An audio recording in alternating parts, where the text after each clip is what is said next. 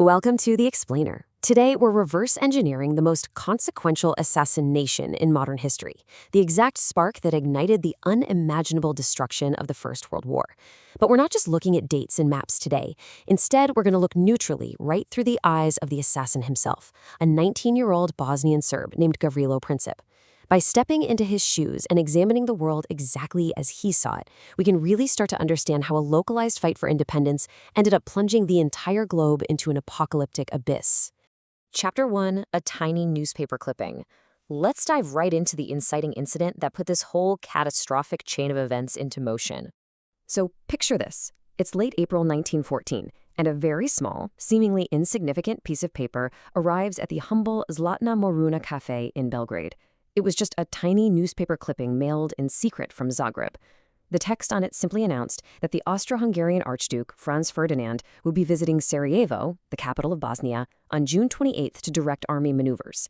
Now, for the young men sitting under a flickering gas jet in that cafe, this wasn't just everyday news. To them, it was a profound, deeply personal provocation. And that simple little piece of paper instantly unified Gavrilo Princip and his co-conspirators in their deadly resolve. Borijove Jevdik, one of the conspirators, actually noted that there was no advice or instructions sent with the clipping. He said only 4 letters and 2 numerals were sufficient to make us unanimous without discussion as to what we should do about it. You see, the date, June 28th, was St. Vitus Day. That's a deeply sacred Serbian holiday commemorating historic battles. So the fact that a representative of the empire they viewed as their oppressor dared to enter Sarajevo on that specific day, well, that pretty much sealed his fate. Chapter 2, The Mind of the Assassin.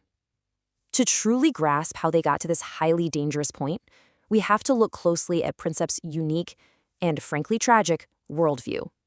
Think about it for a second. Imagine being 19 and suffering from a terminal illness. Princip's group, Mlada Bosnia, or Young Bosnia, was a revolutionary movement made up of Bosnian youths. But here's the really striking detail.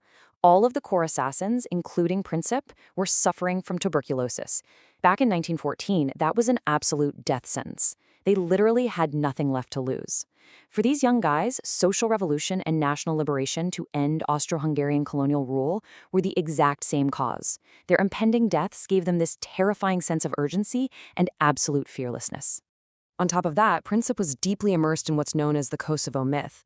It's this cultural narrative about heroic martyrdom against foreign occupiers, dating way back to the 1389 Battle of Kosovo. But his modern inspiration was a guy named Bogdan Jurajic. Back in 1910, Jurajic tried to assassinate the Austrian governor of Bosnia. He fired 5 bullets, missed, and then put the final bullet in his own brain. Princip actually worshipped this failed assassin as his ultimate role model. I mean, he literally spent whole nights sleeping at Jurajic's grave, reflecting on his people's wretched condition, and ultimately deciding that sooner or later, he too would perform a dramatic, violent act of martyrdom. Chapter 3, The Threat of Reform. But we really have to ask, why target Archduke Franz Ferdinand specifically? Why not a more local, immediate official? Well, this brings us to a profound historical irony. Archduke Franz Ferdinand was actually a major advocate for increased federalism. He wanted to reorganize the empire, potentially combining the Slavic lands into a third crown to give the Slavs an equal voice and prevent a rebellion. But to Princip, whose ultimate goal was total independence and unifying all South Slavs into a Yugoslav state through terror, the Archduke's reforms were incredibly dangerous. Basically, if the Archduke successfully pacified the Slavic populations by giving them better rights, Princip's dream of a violent revolution in a fully independent state would be completely dead in the water. Chapter 4, The Wrong Turn. Now, let's see how sheer, tragic luck built up to the fateful morning of June 28, 1914. The original assassination plan was actually a total failure. At 10:10 a.m., as the Archduke's motorcade traveled down the planned route, another conspirator threw a bomb at the car, but it literally bounced off the back and exploded under the vehicle behind them, injuring several people while the Archduke walked away unhurt. Later on, around 10:45 a.m., Franz Ferdinand insisted on changing his schedule to visit the wounded in the hospital. But tragically, this sudden route change was never communicated to the driver of his car. So at 11 a.m., the uninformed driver took the original route, turned down a side street, suddenly realized his mistake, hit the brakes, and stalled the car right in front of a cafe.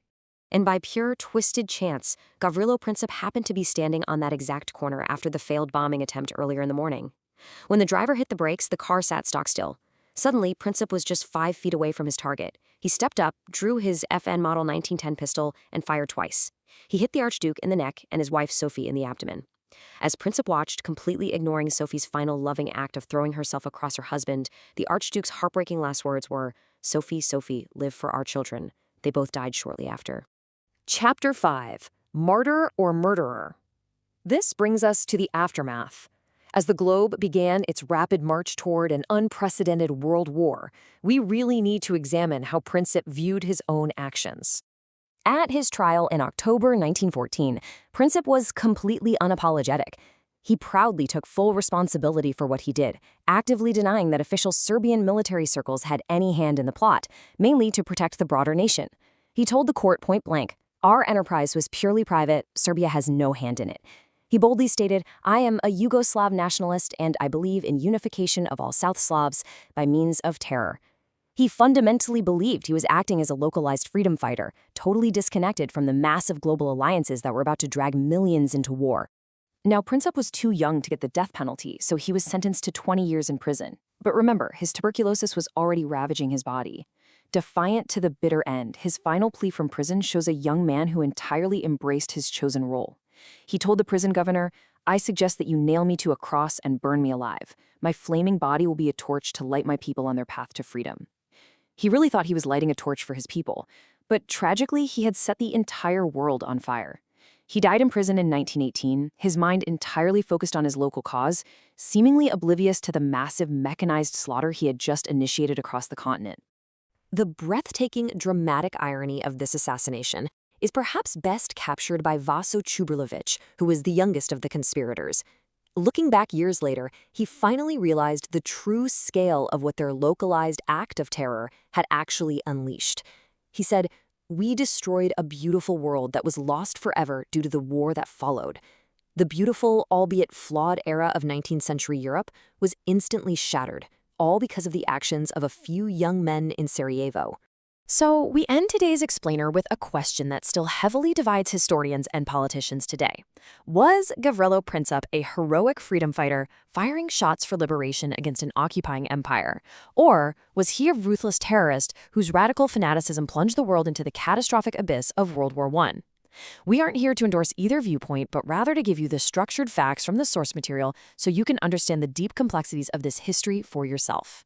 It really makes you think about how a single localized perspective can literally change the world.